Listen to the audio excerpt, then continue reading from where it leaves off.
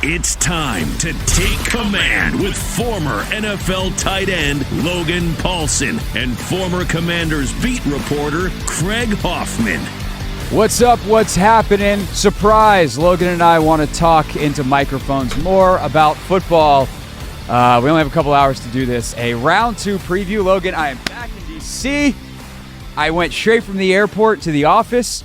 See, I'm in this is where I used to do the show all the time with the Take Command team banner behind me. Here we are. It's time to preview round 2. Yeah, I'm really excited to do this. Stayed up late last night, watched a little more film. Just, can't get enough draft. Here we are. We're all getting out of our minds. Let's make it happen. Yep, our minds have been lost. Let's talk about football for a recording that'll be a historical fact for posterity.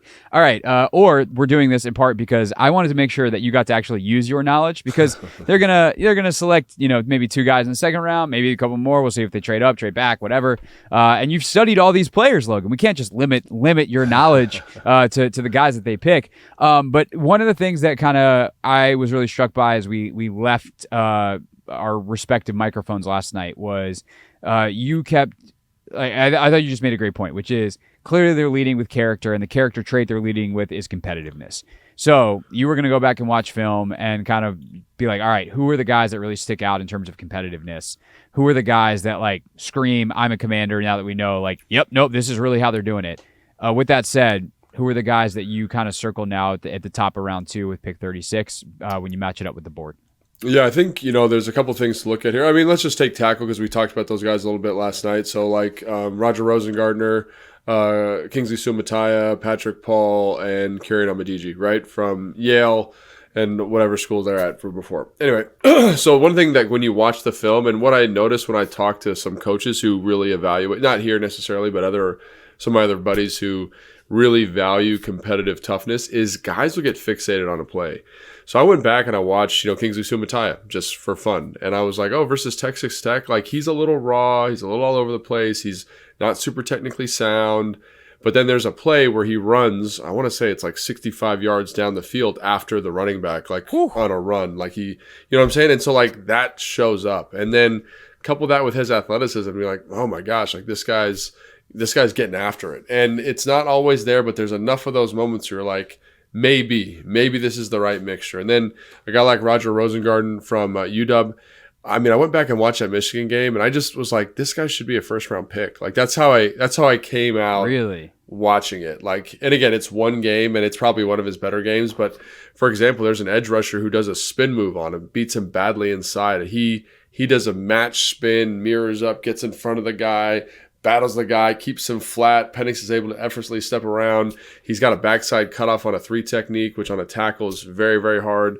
Overruns the 3 technique, pancakes the guy. Just this tremendous finish. And again, it's not always perfect. The line's a little bit off every once in a while, but I just was like, this guy's awesome. I really enjoy watching him. Just like a football player's football player. And so I came out of that thinking, these are some guys that I really enjoy. Patrick Paul, I think is a little up and down in terms of effort, but occasionally you see him kind of big body finish somebody and you say maybe that's what they're looking for. So my point in bringing this up is just as a sample size, you say to yourself, well, if I like Patrick Paul, hypothetically speaking, I could find plays where he's finishing and playing with great competitiveness. So for me, I think you could probably tell, I'm a Roger Rosengarten stand at this point, right? But I'm well aware that he has his physical limitations, right? He's got 33.5-inch arms, not great. He's 6'6", he's 300 pounds, a little bit on the smaller side for an offensive lineman. I know, which is crazy to say, but I like him and I would give him a shot because I like I like what I see from him on film. But again, if you wanted to, go Kingsley Suamataia because you just wanted the highest possible ceiling of an athlete at this point at that position, I think you could justify that too with some pretty awesome toughness plays on his film. So I guess my question would be, / my theory of the case would be, competitiveness is not about doing it sometimes. What I'm looking for is someone who does it all the time, who has trouble turning it off. The thing with Jaden Daniels is it's dude, sometimes you need to live to see the next down. Yeah. Discretion needs to be the better part of valor. quit taking these gigantic hits. And that's like part of the reason you love Jaden Daniels and the character, because you're like, look, we can tell him to slide a little bit more. We can tell him to get down more. But if I'm seeing a guy that competes sometimes, or like sometimes has that, especially at O-line, sometimes has that FU to him and sometimes doesn't, like, is that actually not, like, I guess it's kind of like, if it's sometimes, does he actually have it? That would be my question. Yeah, and I think if you kind of look at, again, I'm making an assumption here. If you look at the guys they were interested in, you're looking at guys like Amarius Mims, you're looking at guys like Jordan Morgan, right? Just guys that brought in on 30 visits, etc. Yeah, stuff like that, right? Those guys aren't always super competitive and super tough. But I think what you look at is like, these guys are young guys that have flashed it enough, and you say this can be our standard for them. Like, they're good guys. They have the athletic baseline to get it done. Does that make sense? They have the athletic floor to get it done. And so I think of those other guys, like, that's what's great about those other three guys, the Patrick Pauls, the Kingsley Sumatias, and the Roger Rosengardner. It's really just, I guess my point is, it's all there for them if you're kind of using those other two guys as models, right? They're good football players. There's some technical deficiencies, but you see enough of that kind of those athletic traits where you say, if we like this guy and we get him in the right culture, he could be pretty special for us. For sure. And to answer my own question, I would agree with what you said, right? Because if I'm Roger Rosengarten, I have to compete like that every play because I have physical limitations.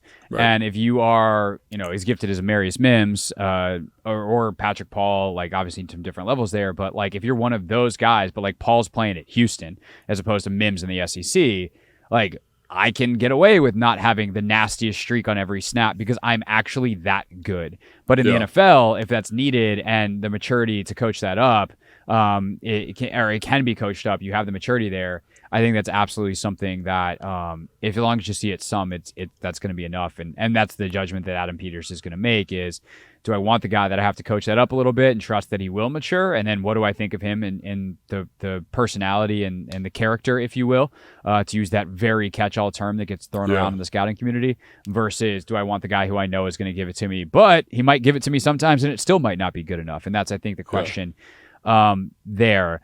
If they're all on the board at 36 still, is there, like, and thus you are like, we could wait till 40 if we need to. Is there another player that has dropped that you would be like, they got to go get him? Obviously, the top guys kind of on the consensus board are Cooper DeJean, Kool-Aid McKinstry, Ladd McConkey, which are all positions that the Commanders certainly are looking at. Keon Coleman is pretty high on a lot of boards. Would you take any of those guys over the tackles at 36? Or are you like, nope, with where we're at, we got to get tackle first, and then we'll see what happens at 40, whether one of those guys falls too, or we maybe even think about trading back from 40 and picking up an extra pick? I think this honestly becomes kind of like the quarterback dilemma with offensive linemen. At 36, just pick the guy you want and then walk away. You know what I mean? Just make sure you get the guy you have the highest grade on. But to your question, I think when I look at guys that I just couldn't shut off the film, quite honestly, Ladd McConkey is a guy that I just could not shut off his film. Like, he runs routes excellent. He's trying to score every time he touches the ball.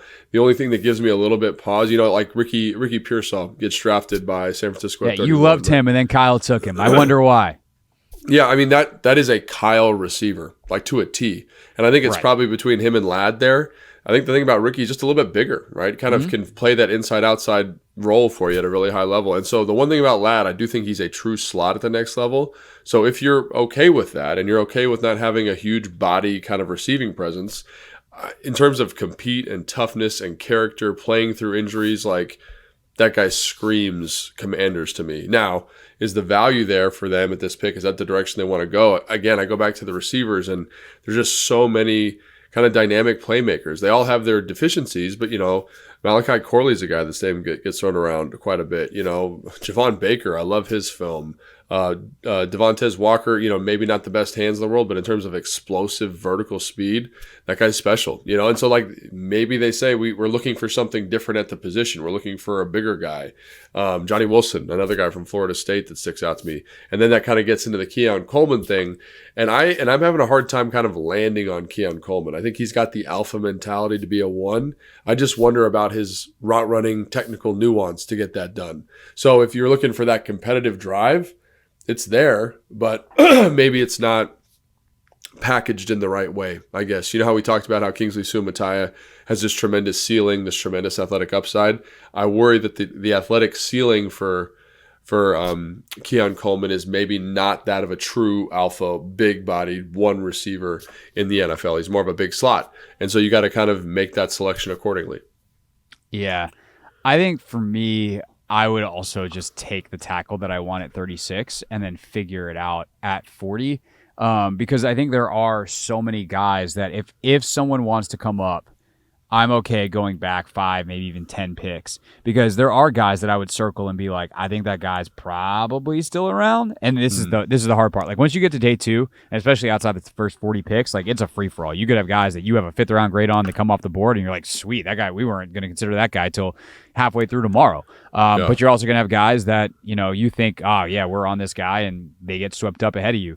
But I mean, Corley's definitely a guy that I've got circled because he's that hybrid, like receiver, running back body type that I think is becoming in vogue in general, with Deebo Samuel being the ultimate model. But as we've talked about with multiple people, most recently Charles Davis, and I talked about this with B. Mitch actually yesterday. He could be your kickoff returner, and that matters all of a sudden. So I think he's an interesting guy. Max Melton, corner out of Rutgers, TJ Tampa, corner out of Iowa State. There's enough guys that if I can get an extra pick somehow, I think the hard thing though is we live sometimes, I think, in the fantasy land where it's like, oh, well, if we could trade back to 45 and also pick up 55, and it's like, one, I don't think there's a team that actually has those 2 picks, and 2, they're not giving you that. You're getting an extra 5th at this point to move around, maybe a 4th. So I do think that is something to consider as well, that what kind of value are you really getting? If you can somehow pick up another top 100 pick in this draft, amazing. If you can pick up a 3rd, frankly, or God forbid a 2nd next year, depending on where you're moving, that would be awesome, because teams undervalue future picks in a really, really dramatic way. But there are enough guys that I feel pretty good as long as you get the tackle, because the other positions that dropped, corner, receiver, where you definitely are looking if you're Washington, there are a plethora of options on the board. Yeah, and you asked me, are there any guys that stick out to you as just true, compete guys? And so I've highlighted a couple names here at the positions you were talking about. So one is Jalen Polk from UW, the receiver. And that dude is an absolute dog and a half, man. And if you want someone who's going to compete and fight for you every single down, contested catch monster, 6'2", 210 pounds, kind of a little stiff, but man, is a absolute dog, right? TJ Tampa, you mentioned him already. Enes Rexstraw Jr., I like him. I don't love him, but has that kind of barky, chippy competitiveness that you love to watch on film. Javon Bullard, the safety from Georgia. Kamari Lassiter is a guy who didn't run as well as people thought from Georgia, but I think has that kind of it factor from a competitive standpoint. Edgerrin Cooper, the linebacker from Texas A&M, I've never seen a guy that I thought that just screamed to me more like Dan Quinn than him. He's got long, 34.5-inch pass rush arms. He's 6'2", he's 240. He ran a 4.5. He rushes well from the line of scrimmage. Think about how they use their linebackers. Think about them bringing in Frankie Louvu, just this movable chess piece. And those guys together moving forward is pretty dangerous. And then it also sounds that starts to sound, he's just not, he's not the level of athlete that Micah was, but that's how Micah Parsons started. Remember, they drafted Micah Parsons in Dallas as a middle linebacker. And then they're like, he's too good of a pass rusher. And not that Edgerrin Cooper's going to go all of a sudden be a 2nd-round pick that you take at 40 that turns into Micah freaking Parsons. But if he's that package exists in the playbook for Dan Quinn and Joe Witt Jr. to know what to do with a guy like that as they kind of figure out where the best use for him is as a young player. Yeah, absolutely. And then the other 2 guys that I've got highlighted on my sheet, at least for the 2nd round, are Fisk from Florida State, the defensive tackle. Just there's certain guys you watch the film and you're just like, how is this guy not tired? He's playing so hard. And then him and Marshawn Nealon plays that exact same way. And I just think if you're looking for a dude that screams, Mike Sanders still the slot corner. Again, he's a slot corner, so does that fit a need necessarily?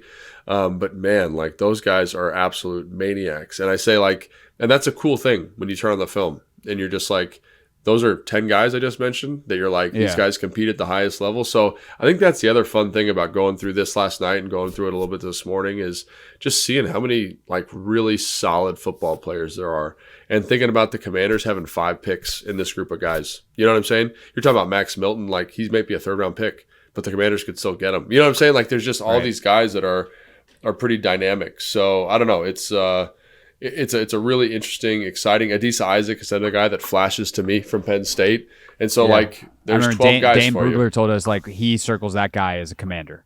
Yeah. He's like, that's a Dan Quinn player. And just, like, the competitiveness, the toughness, and that's a lot of fun, I think. And it gets me excited. So, like, obviously, if the tackle's shirt up, you know, or maybe you think Ladd McConkey's the guy and then you take a tackle at 40, as long as that tackle's kind of shirred there, I think there's a lot of excellent, really competitive, tough football players that get me really excited for the Washington Commanders moving forward. For sure. And just wrapping up here, I think that the last point that you kind of touched on in there that I'm going to go back, circle, and highlight and underline here is they got 5 picks today, not 2. Like 67 will be up fast enough and 78 and then 100. And those, like some of these guys that we mentioned might be available. Some of them, you know, you kind of mentioned as 3rd rounders potentially. Some of them could go high. I mean, Max Milton could be 40. He could be 67. He could be 78. That's the fun. But there are definitely dudes in that Washington, you know, kind of has in this dog mentality mold that are going to be available. And they're just a little physically limited, which is why they become 3rd round picks. But I think this is worth remembering too. And I just had this conversation, you know, live on air with Russell, is while getting the quarterback important is really important for Adam Peters and probably is the thing he's going to be judged by ultimately in the end, which hopefully is, you know, decades from now, because Jaden Daniels was awesome and they, you know, this was the start of something, right?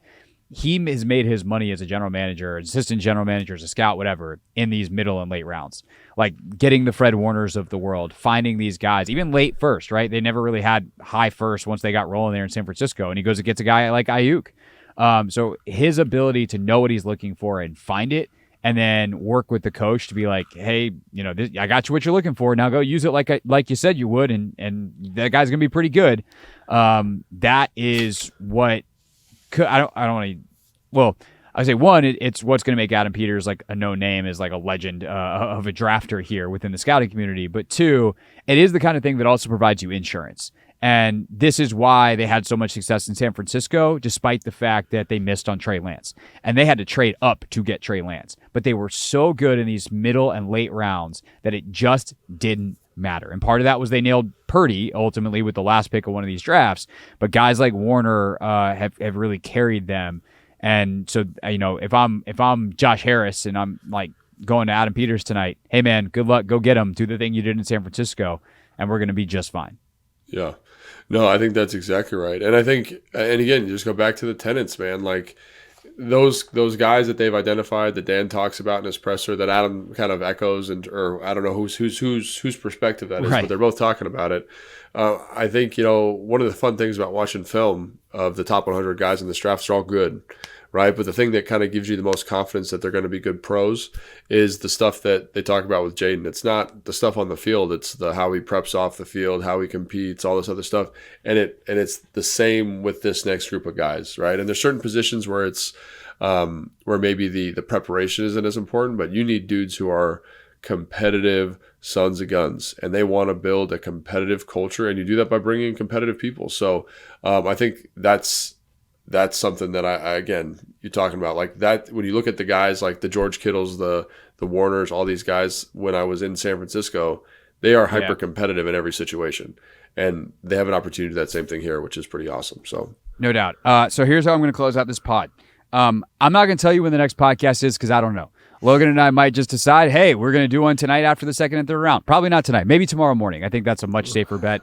But we might just decide to wait till this thing is over and do a big old recap on Sunday that you'll either get on Sunday or Monday. So you're like, Craig, that's not very helpful. Here's what the helpful part. Subscribe to Take Command. Then, as soon as it's available, ta-da! It's in your podcast feed. That's how that works. So go to your favorite podcast app and hit the follow if you're in Spotify, subscribe if you're in Apple Podcasts, whatever the button is that gets new episodes to your phone as soon as possible in your favorite app. But that is it. That is all for this edition of Take Command. Thanks so much for watching and listening, and we will see you with a recap of some sort after more decisions have been made. Thanks for watching this clip of Take Command, which has a brand new home. That's right. You can watch on YouTube at the Team 980. You can also listen to full episodes in the free Odyssey app, which is now enabled with Apple CarPlay. So we'll just, follow you around.